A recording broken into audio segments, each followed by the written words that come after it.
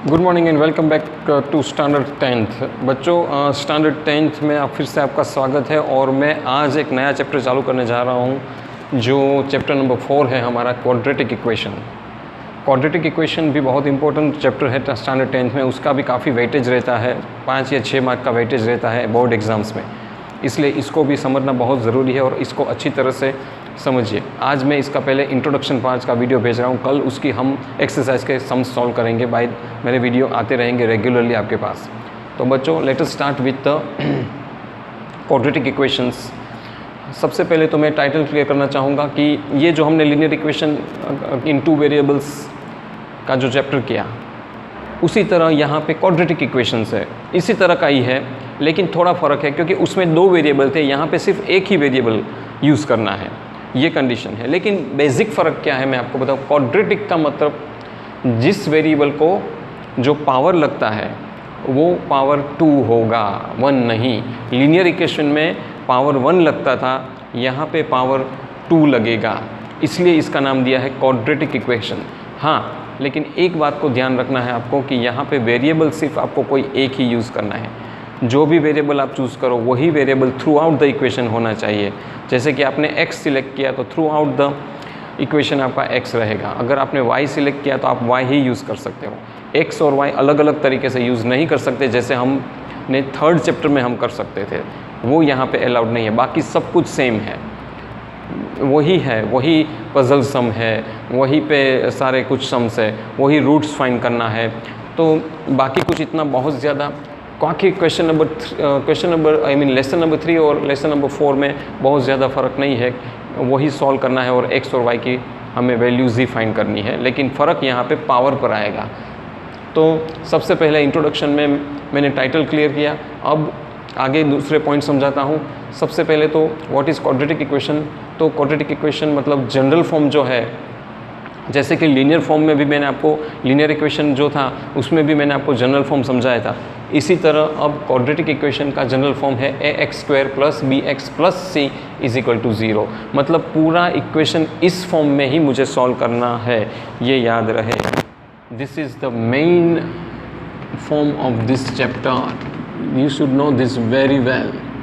ax² + bx + c = 0। तो अब देखो यहाँ पे पावर 2 लगा। अब तक हमने जो भी कुछ सीखा था वो पावर 2 वाला कोई भी 9th स्टैंडर्ड तक भी हमने नहीं सीखा था पावर 2 वाला, क्योंकि हमने लीनियर इक्वेशन तक ही पढ़ा था। अब ये 10th स्टैंडर्ड में क्वाड्रेटिक पावर आएगा, क्वाड्रेटिक मतलब 2। अब इस जनरल फॉर्म में मैं आपको बता दूं कि a, b और c जो है आपका, जो मैं अंडरलाइन करके दिखा रहा हूँ, a, b और c, ये वो रियल नंबर्स है। Okay, a, b, c real number, a is not equal to 0, वो भी याद रहे। और ऐसे फॉर्म में जब इस तरह की कंडीशन होगी तब हम इसको क्वाड्रेटिक इक्वेशन कहेंगे। अब क्वाड्रेटिक इक्वेशन के कुछ एग्जांपल्स यहाँ पे मैंने आपको दिए हैं, सारे एग्जांपल्स क्वाड्रेटिक इक्वेशन के ही है। x² - 3x + 4, देखो यही फॉर्म है पहला वाला, जहाँ पे x² है -3x है, इनको पावर 2 लगा, और c मतलब कांस्टेंट नंबर है, यहाँ पे कोएफिशिएंट कुछ नहीं, मतलब 1 तो हो ही सकता है।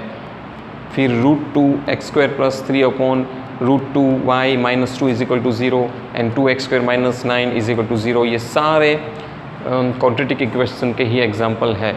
जैसे जैसे आपको मैं एक्सरसाइज के सम समझाऊंगा तो ये कॉन्सेप्ट काफ़ी क्लियर हो जाएगा आपको। फिलहाल आप इस जनरल फॉर्म पर कॉन्सेंट्रेट कीजिए और उसके एग्जाम्पल के सम्स को सॉल्व कीजिए। Now roots of quadratic equation. Roots का मतलब कुछ नहीं, एक प्रकार की वैल्यूज़, या तो मैं कहता हूँ फैक्टर्स भी कह सकता हूँ, फैक्टर्स ऑफ क्वाड्रेटिक इक्वेशंस, या वैल्यू ऑफ जो वेरिएबल x, y जो भी लिया उसका वैल्यू, उसको भी रूट्स कहा जाता है। तो मैथमेटिकल के लैंग्वेज में इसका प्रयोग रूट्स से किया जाएगा। याद रहे, रूट्स मतलब आप वो रूट न मत समझ लेना जो यहाँ पे निशानी है, वो रूट नहीं है। यहाँ पे जब भी मैं रूट्स की बात करूँगा तो वैल्यू ऑफ वेरिएबल्स की बात करूँगा या तो फैक्टर्स की बात करूँगा, ये अच्छी तरह से समझ लेना। Throughout this chapter we will use the word roots only. So ये बात भी आप अच्छी तरह से समझ लो। जैसे कि मैं यहाँ पे एग्जांपल के तौर पर आपको समझा रहा हूँ रूट्स क्या है। एक जो क्वाड्रेटिक इक्वेशन दिया है 3x² - x - 10 = 0। अब ये इक्वेशन तब भी सेटिस्फाई करेगा अब जब मैं x की वैल्यू मैंने 2 डाली सपोज़, तो x की जगह पर मैं 2 डालूँगा, तो मैंने यहाँ 2 डाला, यहाँ भी 2 डाला, 3 2 का स्क्वायर -2 -10, अब 2 का स्क्वायर मतलब 4 बरोबर, तो 3 × 4 मतलब 12, वो मैंने यहाँ लिखा, -2 का -2, 10 का 10, अब 12 - 2 बनता है 10 और 10 - 10 0, तो इक्वेशन सेटिस्फाई हुआ। तो यहाँ पे रूट रहेगा इस इक्वेशन का 2, समझ गए? That means the value of x variable only. तो सेटिस्फाई हुआ। हाँ, अगर वो सेटिस्फाई नहीं करता, अगर ये सॉल्व करके आंसर 0 नहीं आता तो वो उसका रूट नहीं है। 2 is not a root because it does not satisfy. 0 आना चाहिए सॉल्व करने के बाद, तो वो सेटिस्फाई करता है, वरना नहीं करता है। ये चीज़ बहुत ध्यान रखने की ज़रूरत है आपको। और फिर आगे एट द मोस्ट 2 zeros और एटलीस्ट नो 0। किसी भी क्वाड्रेटिक इक्वेशन को ज़्यादा से ज़्यादा 2 ही 0 हो सकते हैं, मतलब 2 रूट हो सकते हैं, इससे ज़्यादा नहीं। और या तो फिर बिल्कुल नहीं होंगे, या तो फिर बिल्कुल नहीं होंगे, ये याद रहे। ये पॉइंट बहुत इंपॉर्टेंट है। या तो बिल्कुल ज़ीरोज़ वाले नहीं होंगे, कोई भी रूट नहीं होगा, मतलब सेटिस्फाई ही नहीं करेगा, या तो फिर एट द मोस्ट 2 रूट्स हो सकते हैं। एट द मोस्ट बोल रहा हूँ, याद रहे। So this is very important when you learn quadratic equations. बस इंट्रोडक्शन पार्ट में इतना आप अच्छी तरह से याद कर लेना आज ये वीडियो देखकर, और दिमाग में अच्छी तरह से बैठ जाना चाहिए। अब कल से जब मैं वीडियोस आएंगे मेरे, वो एक्सरसाइज के सम आएंगे। कल हम 4.1 एक्सरसाइज के कुछ सम्स में सॉल्व करके दूंगा, तो कंसेप्ट काफ़ी क्लियर हो जाएगा। इसके ऊपर प्रैक्टिस करते रहना। हाँ, ये इससे रिलेटेड कोई डाउट हो इंट्रोडक्शन पार्ट के रिलेटेड, तो मुझे ज़रूर ग्रुप में भेजिएगा, मैं आंसर दूंगा।